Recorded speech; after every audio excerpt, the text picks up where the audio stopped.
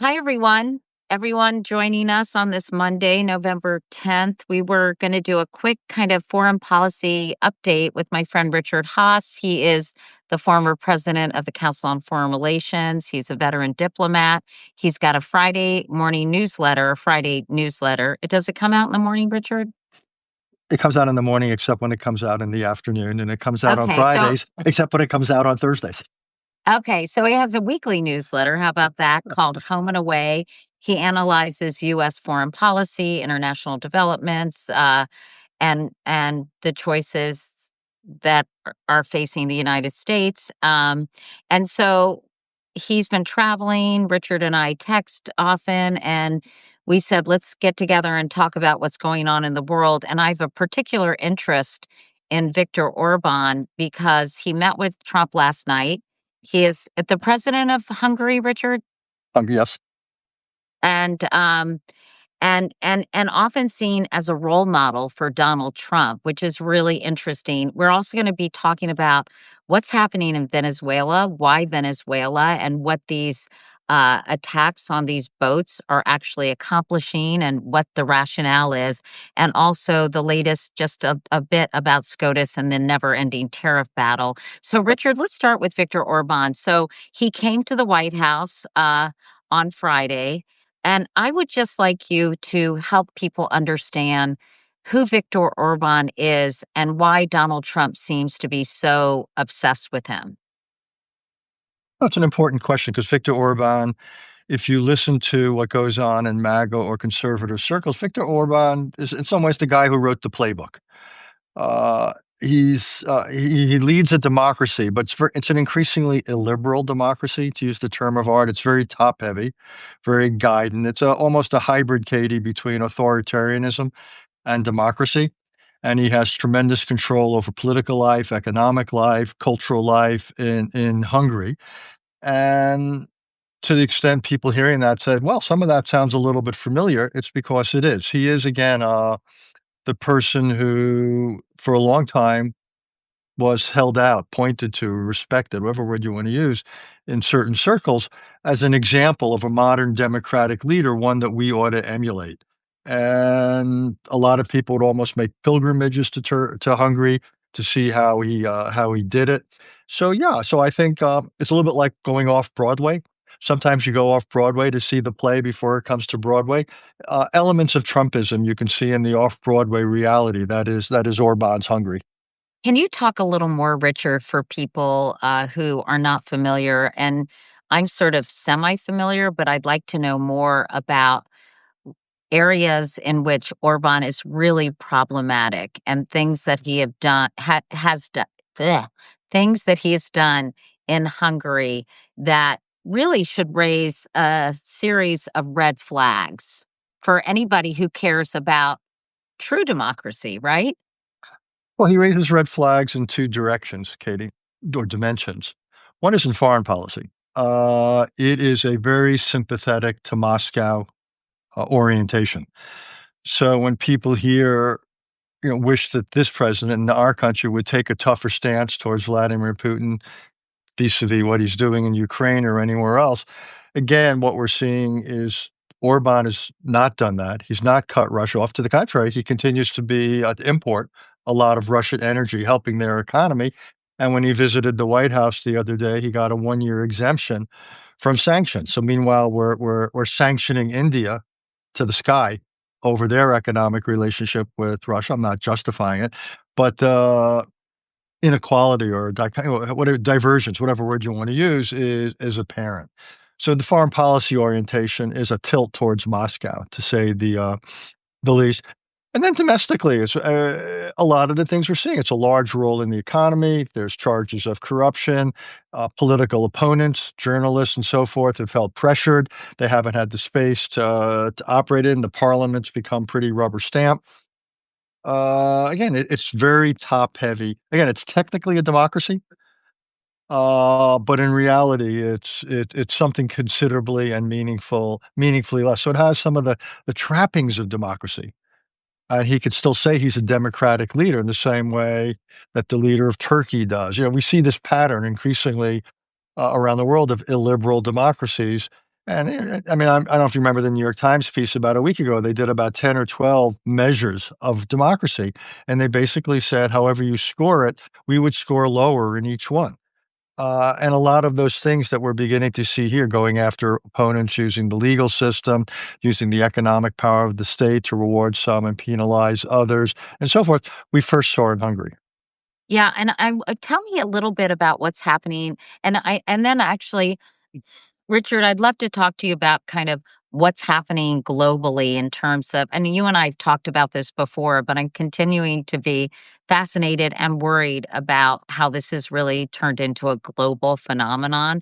But tell me about what Orban has done to journalists. I just came from an international Women's Media Foundation, where they awarded international journalists who are in harm's way with, they honored them. I got a lifetime achievement award, so I guess I'm getting old enough that I that I get one of those, which I was was really thinking that, nice. but I wasn't gonna say anything, Katie, because it seemed slightly less than chivalrous, plus I'm older than you are. But, Yeah. Well, the honestly, I found it I was honored regardless, and because 'cause well, I'm good, still you should be. working and still working hard, and I appreciate it. But the reason I ask is sort of freedom of the press, especially in oppressive nations, is really top of mind for me right now. Can you talk a little bit about what's happening to journalists in Hungary, thanks to Viktor Orban? I don't know all the details. I don't wanna present myself as more of an expert than I am, and I'm not in this case, but there has been all sorts of pressure. I don't know how many have actually been imprisoned, how many have been threatened, licenses that have been taken away, but there's a pattern here that you see there, how to put it? It's almost like the space is being contracted, and I don't know to what extent now journalists are also practicing a degree of self-censorship there, because 'cause they're worried that if they don't, what could come to them because it's come to others. But it's become very, very difficult, and, to get out there being critical, plus the government controls a lot of the venues, if you will. Well, So it's increasingly hard to have access. yeah, and you're right. Self-censorship is something to be really concerned about in this country too, and something called anticipatory obedience, right? Where you're afraid that there will be repercussions that you kind of uh, pull your punches. Let me ask you about how popular Orban is in Hungary, because I think you and I were talking the other week, Richard. There was huge protests going on in Hungary, not terribly unlike the No Kings protests in this country. Yeah, What is going on with the civilian, the population of Hungary, and is Orban is I know he's facing an election soon, right? in the spring. He's got his election in what? I think it's April, so we're talking about what, 5, 6 months? I don't know to what extent they'll be free and fair. Yeah, shockingly enough, it's good you're sitting down. Polls may not be entirely accurate, What? uh, there. Uh, I'll be surprised, shall we say, if there is a rotation of power. It's hard to get a fix. Just he has the sizable opposition. There's still sizable support for him. The state continues to have its support, so it's not like he's isolated. I think the real question is, is to what extent he will allow a free and fair vote, both the process as well as the counting. Plus, as you know, what makes an election free and fair is not simply whether ballot box gets stuffed or not. It's also, again, access to media, the ability of opposition candidates to organize rallies and so forth. So we'll see how it plays out in the spring. But I mean, my optimism or expectations are firmly in check. Hope I'm wrong though. Yeah. Well, yeah, I hope you're wrong too. And by the way, if you're just joining us, I'm talking, obviously, you probably know Richard Haass, who's the former president of the American Council on Foreign Relations. And we're talking about Hungary, Viktor Orban, and the fact that the U.S. allowed him to not face sanctions for importing Russian oil. I'm curious, like, how significant is that, Richard? Can we dig into that a little bit more? Sure. How do our allies feel? What kind of sanctions could Hungary potentially face? Can you just kind of give us the skinny on that? I mean, It's not that all that significant. It's not as though if Hungary shut down, Russia economically, that would bring Putin to his knees. It wouldn't. Countries like China and India are more significant. It's just carving out the exception for him, not, for example, introducing high tariffs against Hungary. President Trump, sees tariffs as wonderful things. We'll talk about them in a minute in the context of the Supreme Court. But the fact that rather than, tariffing Hungary, he basically said, "Okay, for another year, you can continue to do what you want. You've got a tough situation getting energy." Well, it turns out that Hungary does have other options. But no, again, I think this president sees Orban as a friend and is cutting him a lot of slack, and it's just another sign that there's a contradiction between this president's emphasis, which I approve of getting peace between Russia and Ukraine and what he's prepared to do on it. He's just not prepared to help Ukraine sufficiently or pressure Russia sufficiently to change Putin's calculation. So this is not a major piece to that puzzle, but it's consistent with the larger puzzle. So, stupid question. I mean, how does this help Russia in the war in Ukraine? It allows Russia to continue economically to be viable. If Russia's it's not quite a cash crop economy, but it's got very limited things it can sell. Military things and energy are their two principal things. So to the extent they can sell their oil, they can either barter it or get currency for it, and then they use that currency for other things. So it's the way that it helps Putin keep his war machine afloat. I know that Orban is calling this the golden age of diplomatic relations between the US and Hungary. He said that Trump agreed to support Hungary's economy if it came under attack, although he didn't offer any specific recommendations about a deal. And the White House didn't really respond to questions about that. So, what is this? What does that mean exactly? It's the era of good feelings between the United States and Hungary. Yeah, whether, we will the answer is there's no details whatsoever. It's a pretty small bilateral economic relationship between the United States and Hungary. It's not wildly, certainly not significant to us. I think the big thing again is that they escape negatives from us, not so much that they got positives. Whether we do a little bit in the way of promoting investment or we encourage the Hungarians to buy some stuff here, that's at the margins, to be perfectly honest. The main thing is he got an Oval Office meeting and he avoided the sanctions that he should have gotten on the basis of what he's doing quite frankly. So I think he went home pretty happy. So let me ask you the impact. Like, does this have a ripple effect, Richard, on other countries in terms of how they're behaving, how their leaders behave? If they Yeah. are tending, veering towards autocracy. I'm just curious. Like, other countries are watching this Hungary U.S. relationship, get the cozy relationship, special treatment. What impact does it have on other world leaders? Any? I think it reinforces the sense that this is a slightly different United States, that our priority is not to confront Russia. I think that's probably the biggest impact in foreign policy, and it sends a it's a negative message to our allies in Western Europe and so forth that we're willing to tolerate what Hungary is doing here. That's supportive of Russia. Reinforces the sense also that for years, if you take a step back, Eddie, think about it. Whether it was Ronald Reagan or Jimmy Carter or George W. Bush, or you name it, a big part of American foreign policy was promoting democracy, promoting human rights, saying that how others conducted themselves at home mattered to the United States and to U.S. foreign policy. And what we have now is a kind of hyper realism where, with one exception, which I'll come to, we look the other way at what other countries do internally. We basically say, That's not a priority. It's not even Not something our that matters. problem. Not our problem. We only care about what we care about. The one exception, funnily enough, to be is where the United States now sometimes formally and informally intervenes on behalf of right-wing movements. They'll say nice things about Farage in Britain, or they said Or nice things in Marie Le Pen. or the AfD in Germany, and so forth, that you signal certain support there, or in parts of Latin America, we sent some messages. I know we're going to talk about that in a minute, but the traditional idea that we would stand, if you will, for political values and norms and systems that were consistent with our own basic precepts, those days, I would say, I don't know if they're over, but they're certainly now in remission. It's not happening now. Yeah, and I don't know, it's just to drive the point home either even further, Richard, like, what does that mean? What does that like, what does that mean for the world and for, like, the US role in global affairs? What does it mean in stopping this sort of, authoritarian strain that's popping up all over Europe? I mean, I think we I create I space for it. I agonize a bit with it too. I think we signal it if you move in that direction, it will not meet with American displeasure. It could even meet with elements of American support, like we see with Mr. Orban. I think it sends the message that it's simply, as you said a minute ago, it's not our problem. It doesn't matter to us. So you basically got a free hand.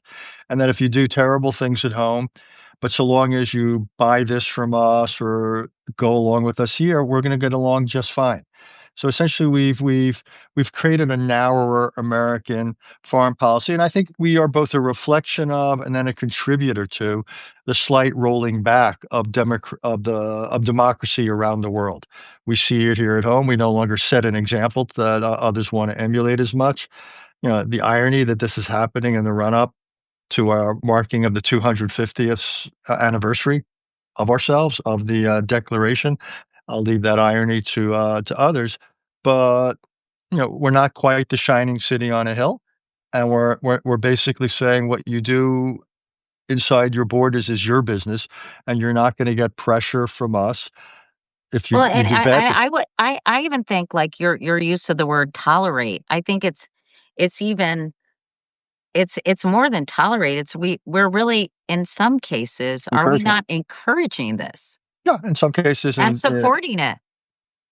yeah, in places of the right in Europe, I think we are clearly, in encouraging it. Also, we're not using things like our radios, and AID money to support democratic, movements and organizations around the world. So we've taken away a big tool of American foreign policy. Again, if we say these things don't matter, we're not gonna act on their behalf. We're gonna look the other way when we see things that traditionally we haven't liked. That essentially gives license, if you will, to bad guys to act badly.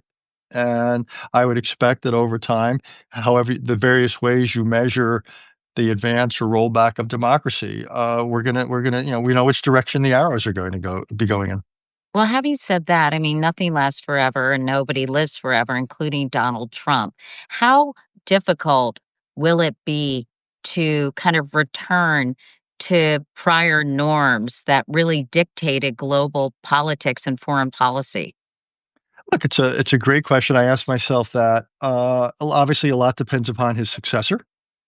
What are the the big difference if the successor is somebody like Vice President Vance, and even on the Republican side, or somebody like a Nikki Haley, who has a very different sort of agenda. If you base on what she did when she was ambassador at the UN, or if it's this or that Democrat.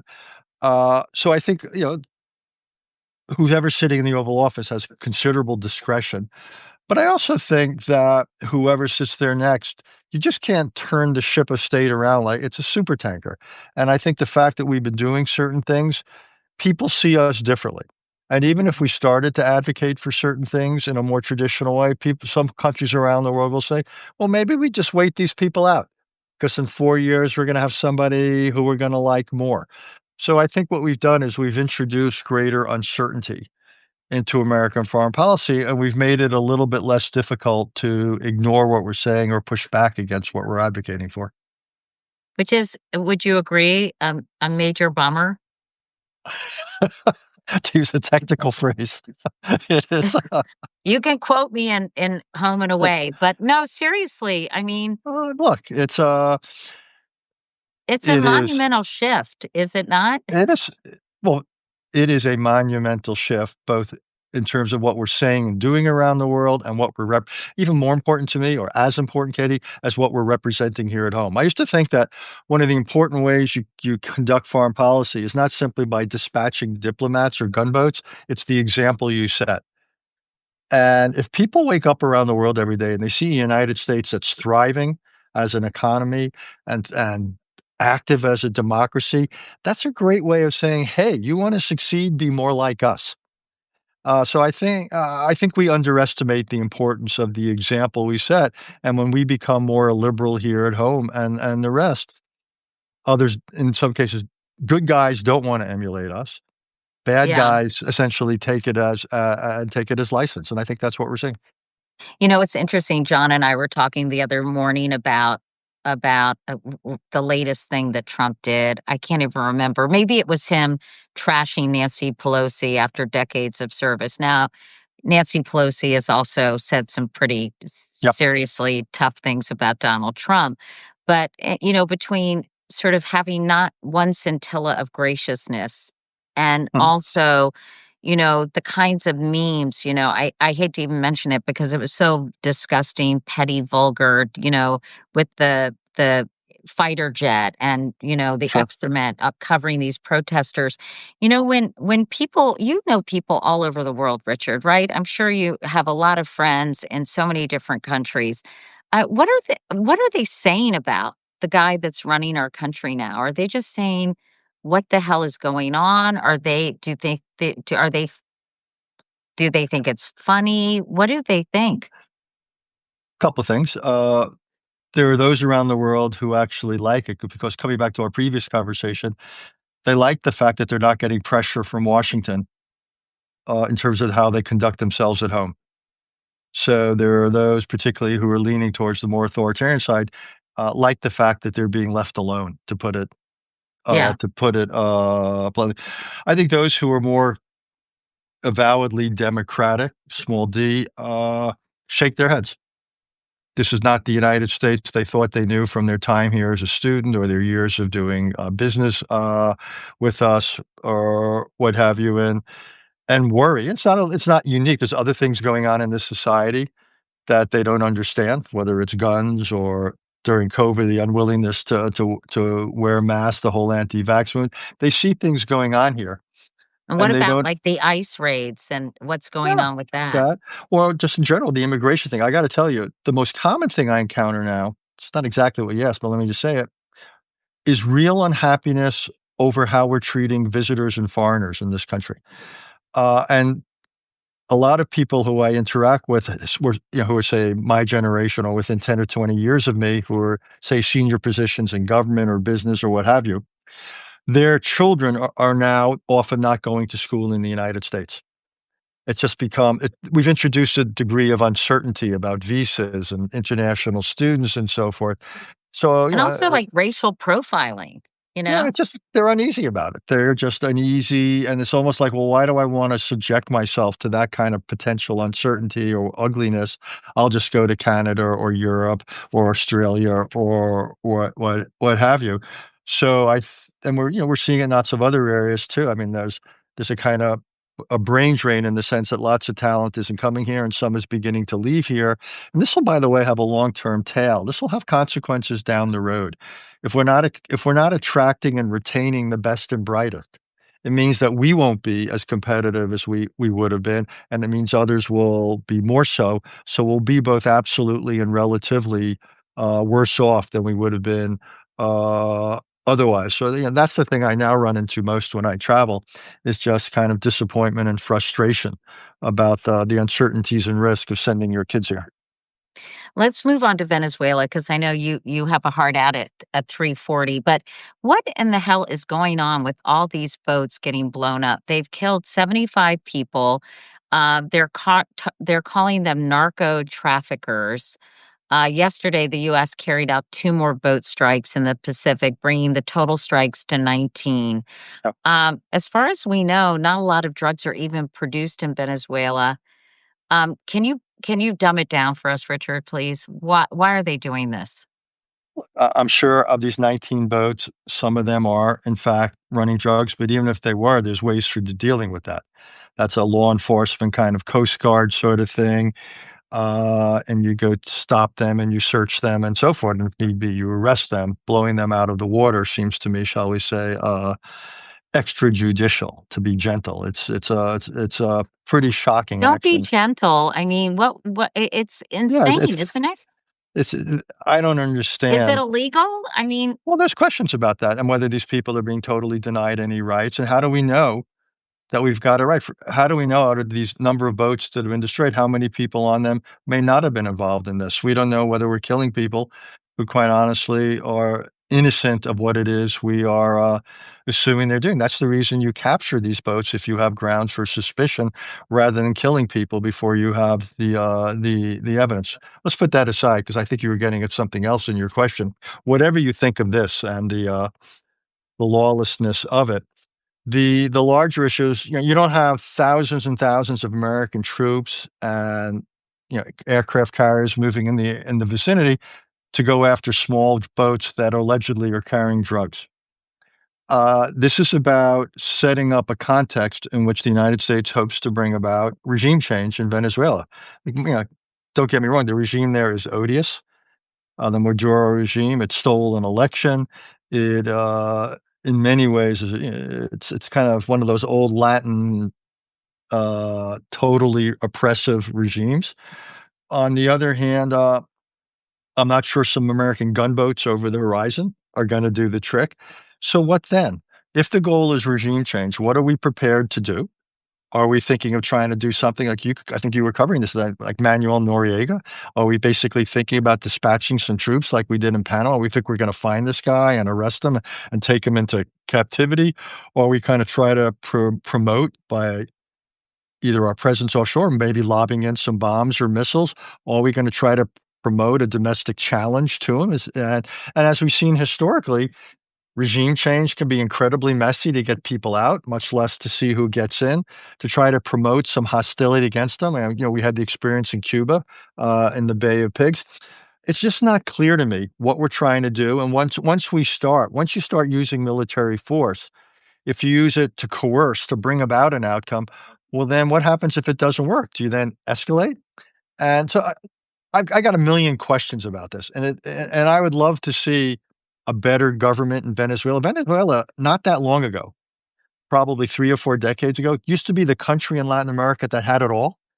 It's got these enormous energy supplies, by some reckoning, the world's largest, had a really talented people. It was in some ways one of the most European of Latin, countries, and then, first with, Hugo Chavez, now with Maduro, it's had terrible leadership, old-fashioned kind of Cordelio, top-heavy, right-wing, anti-democratic, anti-everything, leadership. It's running the country into the ground. It's also, there's the drug issue, even more, there's the people issue. Millions and millions of Venezuelans have left. Some have come to the United States, many have gone to other countries, overwhelming Colombia and other countries. So I understand why we are not happy there. What I haven't seen is any articulation or conversation publicly about what our goals are and what our strategy is. Uh, Again, regime changes in some ways is on the short list of really tough things to do. What about, though, the role Russia and China are playing in Venezuela and this idea that, if we're gonna be a global power, we need to make sure we're abdicating a lot of our desire to be a global power, but if we wanna really focus on the Western Hemisphere, right? We don't want Russia and China meddling in Venezuela. Isn't that one of the motivations behind us kind of our renewed interest in the country? You raise a really interesting point, and I think Thank you, again, Richard.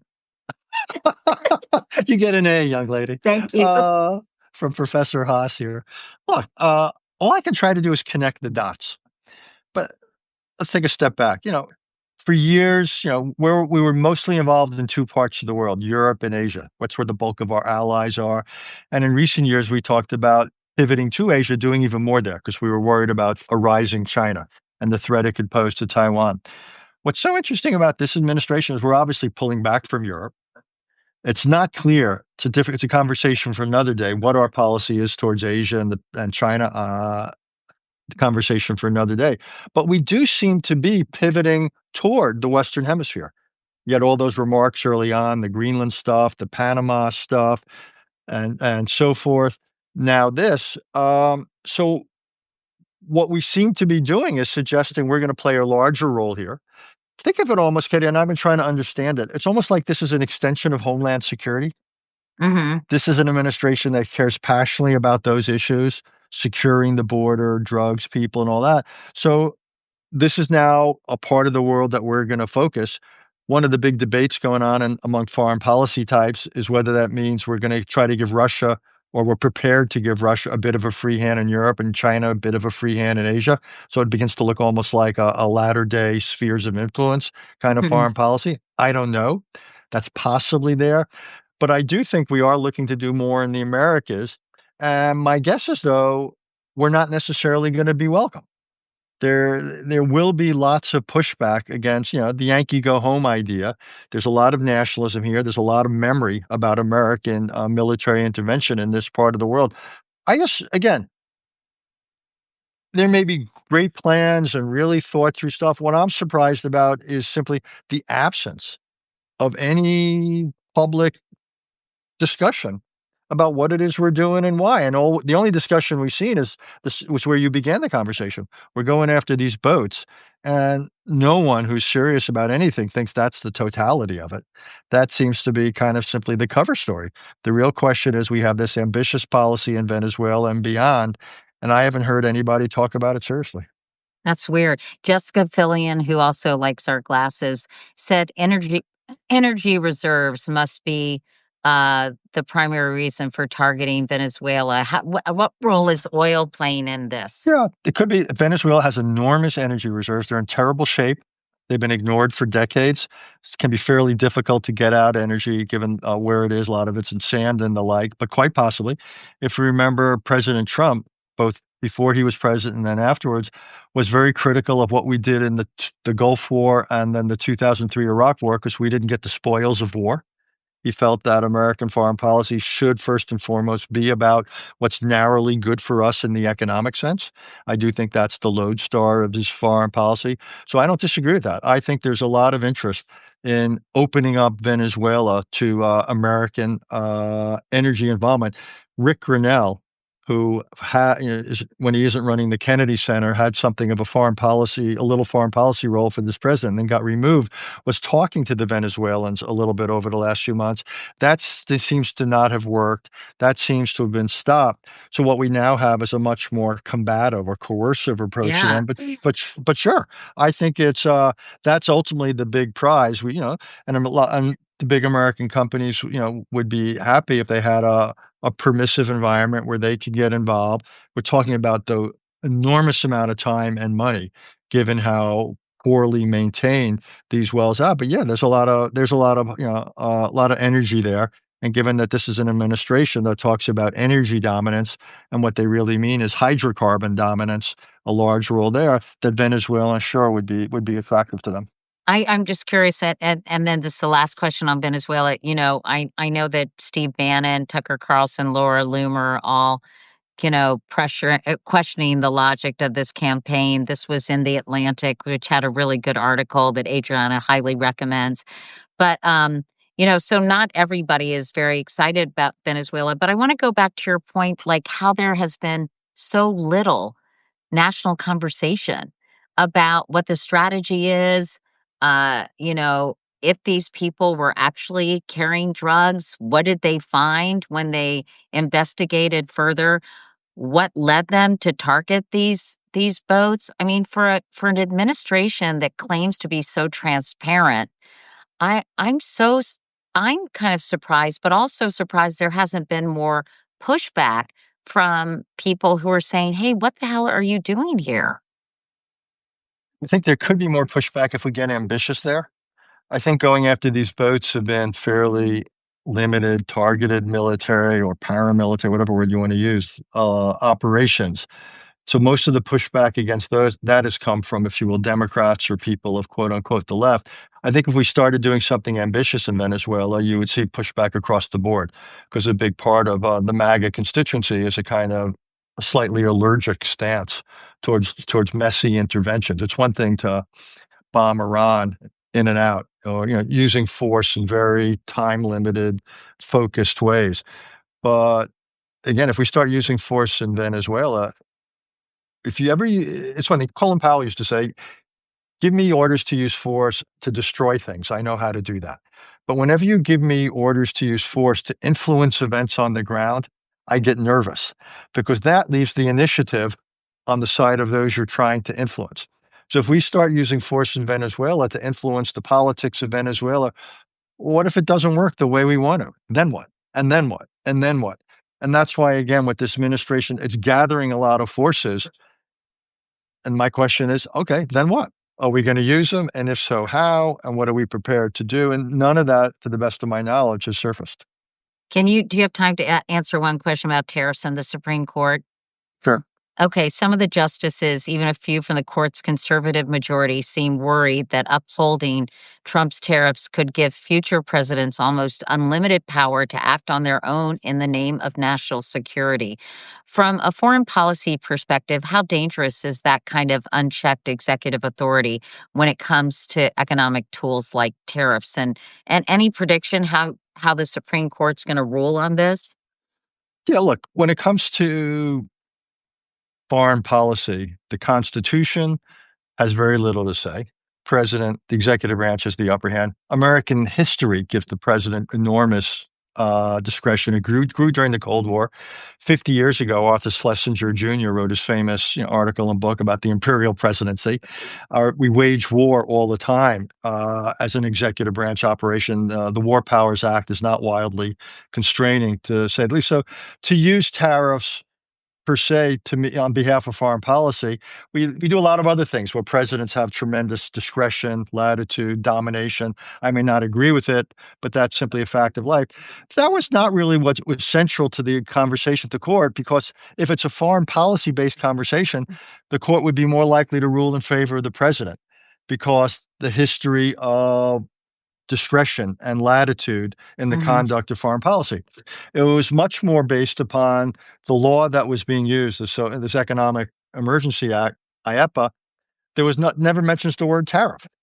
So the idea that this law that I think in 1977, I could have my years wrong, but some of the 70s was being used as justification, and there was nothing explicit in the law for textualists on the Supreme Court. That's a real problem. So it was pretty funny. You hear the so-called liberals on the court quoting textual arguments to the conservatives, a little bit of gotcha kind of pleasure there. Then they introduce what's called the major questions issue. This is a big deal. I mean, the use of tariffs is a big, big deal. And again, the Solicitor General representing the administration couldn't point to anything that explicitly gave the president power. It was all derivative or implicit, and that wasn't washing a lot for the court. They also had problems with the idea that Congress could somehow self-delegate constitutional responsibilities to the executive branch. Under the Constitution, Congress has the power to set duties, to set tariffs. Well, where the hell are you, Congress? You can't say, I'm tired, I don't want to do it today. So most of the conversation went against the administration's use. I think you'll get a pretty quick ruling, could be before the end of the year. There are, though, you could have something slightly less than a clear black or white ruling. My guess is, Katie, they'll limit the ability to use this law to promote tariffs because there's nothing explicit in this law. There are other statutes that would allow the administration to use tariffs, not as much or as broadly, but still considerably.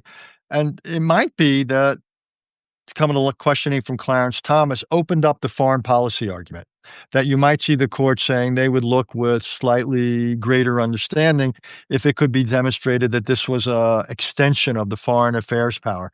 So if I were a betting man, which of course I am not, I would think that the ruling will lean against the administration, particularly coming to the use of this instrument.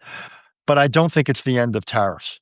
I think there will be considerable wiggle room left. So my guess is the administration, after this ruling, will say, "Well, we were unhappy with this, but happy with that." They'll pick it apart, and I think they'll try to go ahead with new tariffs or continue with existing ones based on different authorities. So I don't think this is going to be the end of it. I think this is an important ruling. It'll limit their hand, but I don't think this is going to be quite the black or white decision that some people are anticipating. Can I say one other thing? If for people who are interested in this kind of stuff, these kind of conversations, the Daily, am I allowed to mention another podcast? Yeah, yeah, of course, of course. The Daily on November 6th did a really good conversation on this. about I guess think the word they used was skepticism of the court about the tariffs and how they were being used. And I think they captured it right, but they really broke it down. The one area they didn't get into, which is what I try to get into now, is what kind of a ruling can we expect, and what then are the administration's options? They didn't get into that. But in terms of, it was actually a really good class in Constitutional Law 101 Yeah. about, what was going on. So they almost, for people like me who aren't lawyers, they really made a lot of it, understandable. Yeah, So I would really I would I'm point gonna people to listen that. to that because there's yeah, I mean, we're big fans of the Daily here at Katie Couric Media. But, anyway, I guess everyone is hoping that the Supreme Court is basically gonna, bitch slap the White House on this decision, but you're sounding like, it might be more of a gentle nudge. I don't know, and they might be really rough as and all that. And look, I hope it is a pretty clear decision because this administration. Take a step back. Yeah, here we are, checks and balances, and what we've seen is it's almost as if the first article of the Constitution, the congressional branch, the legislative, they have taken themselves all out of it. And the court, which is Article 3, has also been incredibly, what's the word? They've given great discretion to the executive. So we have a situation right now, whether you love or hate the politics of this administration, where we've allowed the checks and balances of our constitutional system. It's out of whack, to use a technical phrase. It's seriously out of whack. And what I'd love to see is a more assertive Congress, and just as much a slightly less permissive court. So my guess is we'll get some of the latter. I just don't know how far it will go. My guess, again, they're going to still be deferential, but I think you'll get. This will be when the ruling does come. I think it'll be a good day for the country because it's perhaps a little bit of the rebalancing that we really desperately need in our political system right now. It's gone so far in the direction of executive primacy. It's really unhealthy. We began the conversation about Viktor Orban. We do not want to become Hungary on the Potomac. That can't be our model of a top-heavy executive branch-run democracy. That's almost an oxymoron. We need a stronger legislature, a more assertive legislature, and a more assertive court. And this could be an important ruling, even if there's some gray in it. Great. All right, Richard, I know you gotta go. Everyone, I hope this was helpful. Richard's Substack is called Home and Away. He publishes a newsletter that goes straight to your inbox every week, but also, as I mentioned, is on Substack. If you guys will subscribe not only to Richard, but to us, we would be greatly appreciative. I'm interviewing Angus King in about 10 minutes on a Zoom. I don't think he's on Substack about this continuing resolution, and I've gotta read up on that because I've been out of pocket. And if the Democrats are folding, how they're going to be able to get sort of the Affordable Care Act and Medicare stuff, Medicaid stuff figured Right. out. So I'll let you go, and I'm going to prepare for Angus King. Good. Everybody, thanks for watching. Richard, always great to see you, and I do like those glasses. I like yours too, Katie. Thank you. Thank you. Peace, everyone. Bye.